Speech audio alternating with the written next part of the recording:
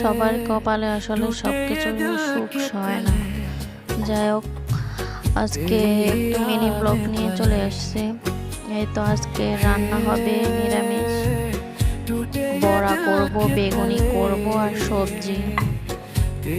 এই তো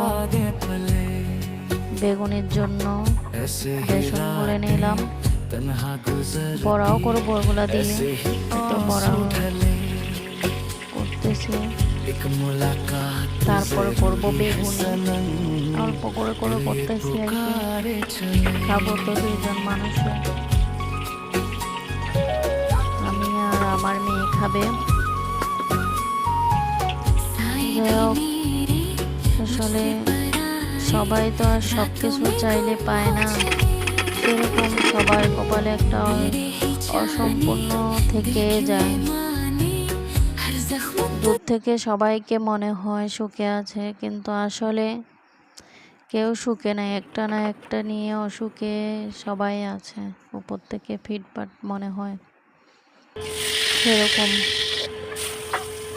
এই তো সয়াবিন ভেজে নিচ্ছি, সবজি অনেক রকমের সবজি দিলাম, অল্প করে রান্না করবো আজকে।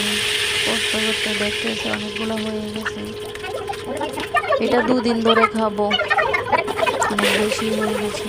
রাত্রে ভাত না খেয়ে সবজি খাবো।